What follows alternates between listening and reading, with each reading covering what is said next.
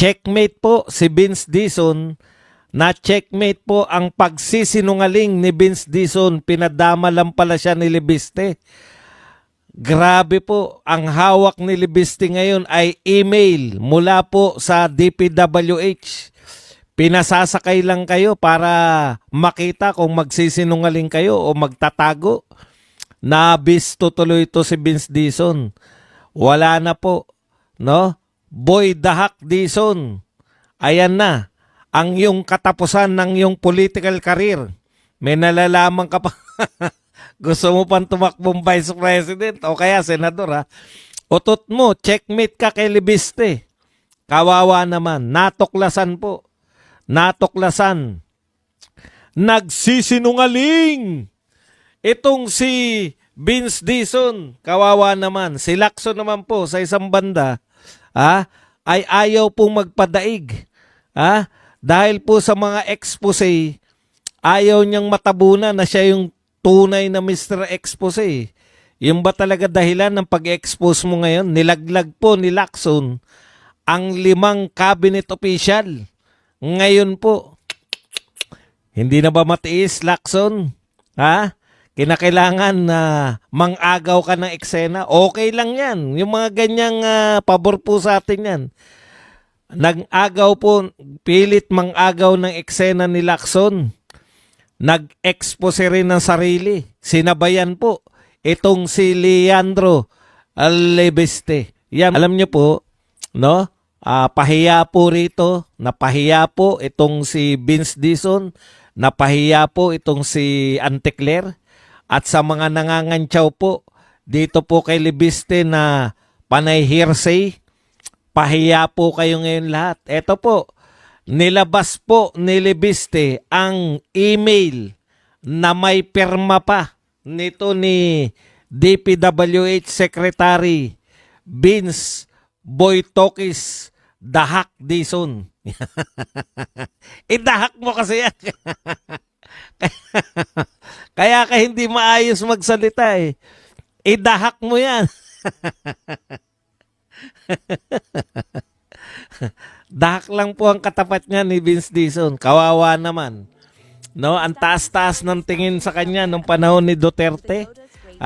Natokis mo kami nung panahon ni Duterte. Kala mo hindi naman natin sasabihin na hindi siya mahusay. Kaya lang kinain ka. Kinain ka ng mga mangangain. Nung una po itong lumapag sa DPWH, kala mo may gagawin eh. Yung pala, susunod lang din pala sa mga powers that be. Susunod ka rin naman pala. Wala ka palang pinag-iba sa mga katulad ni Bonoan at mga nauna pa sa'yo. Ayan. Eto po, checkmate. Ayon po kay Libiste, yung mga sinasabi nyo po, yung mga sinasabi po ninyo kay Libiste na walang basihan, gawa-gawa lang yung kwento, nag-iimbento lang, na checkmate na po, pati po si Auntie Claire, damay na. Kaya lang, hindi po yan iniinda ni Libiste. Alam nyo po, pag nasa katotohanan kayo, katulad nito ni Congressman Libiste, hindi lang po nasa katotohanan to eh. Marami ka pang pera. Napakabata, bilyonaryo po yan. No? Okay. Pag nasa katotohanan po kayo at matalino, napaglalaroan nyo yung gusto nyo, no? Gusto lang palang i-expose nitong Libiste. Nakikipagsagutan siya kunwari, kaya pala inuunti-unti niya yung bukas, no? Para sa ganun, malantad lalo tong si Dizon. Naubod ka ng, alam mo na. Actually, pwede rin pangatwiranan niya ni Boy Tokis na hindi siya nagsisinungaling. Pwede rin naman. Kaya lang, panlalanse ang ginagawa nila.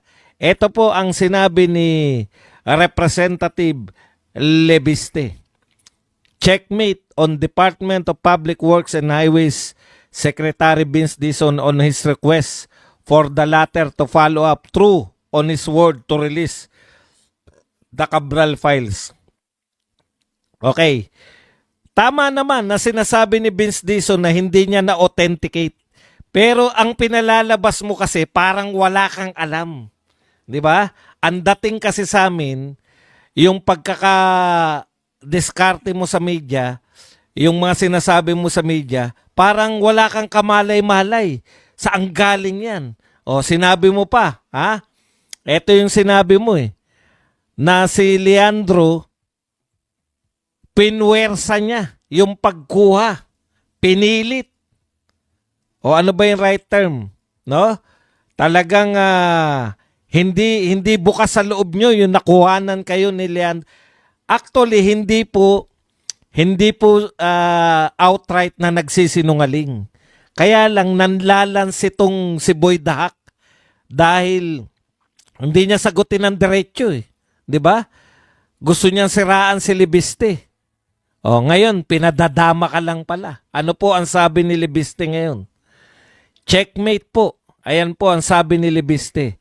Binigyan ko ng ilang araw ang DPWH para i-authenticate ang mga dokumentong in-upload ko sa Facebook bilang test. O, tinitest ka lang pala.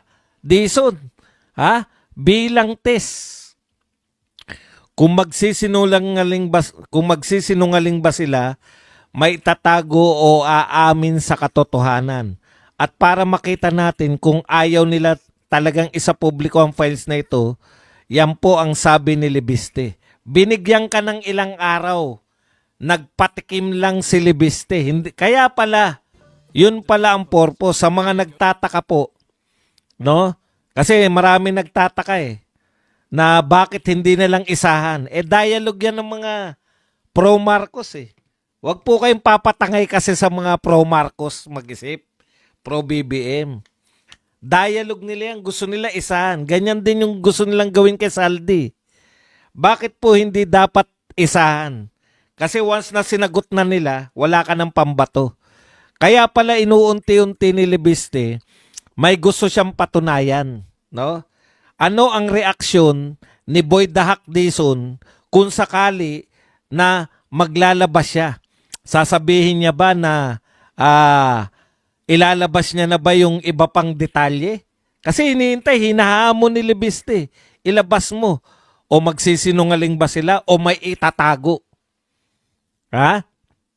So ngayon, nakuha natin. Try mo ipasilipan dito maring nakakaalam sa kabulustugan niya doon, Boss Buds. Eto si Boy Dahak Dizon,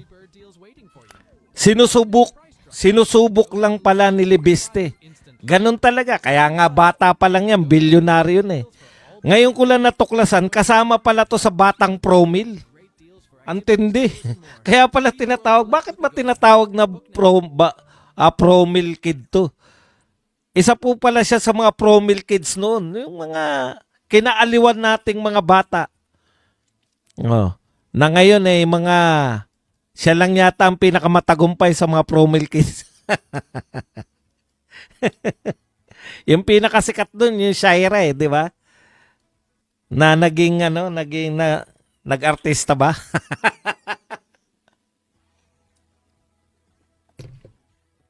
Anyways, eto po, ituloy natin.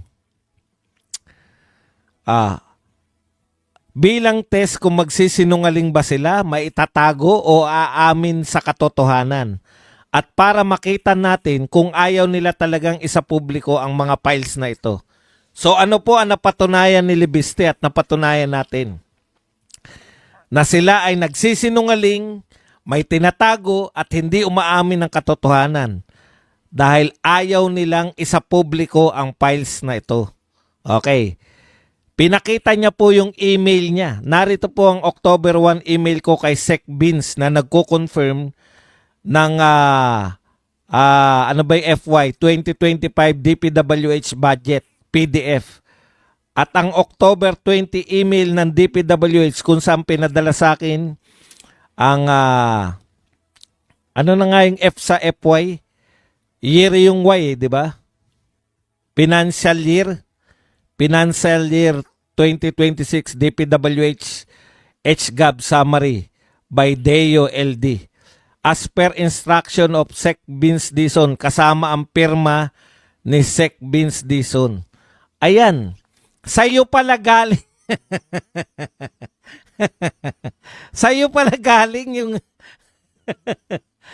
yung unti-unti po nilalabas ni Libiste. Sa'yo pala galing. Meron kang pirma. Ha? Fiscal year. Ayan, fiscal year. Maraming salamat. Nakakaligtaan lang natin. Fiscal year. Sa'yo pala galing, Vince Dizon. Eh, no, may pirma ka pa.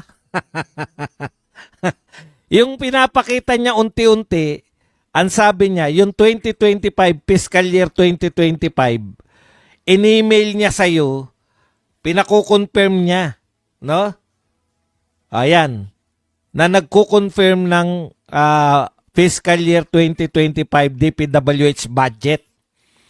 In-email sa'yo, Vince Dizon, yung sinasabi mo na puwersahang kinuha ni Vince Dizon ni Legarda, in-email pala sa'yo. Tapos yung fiscal year 2026 na sinasabi ni Legarda na mayroon pa ring mga insertions, sa iyo galing, may pirma ka pa.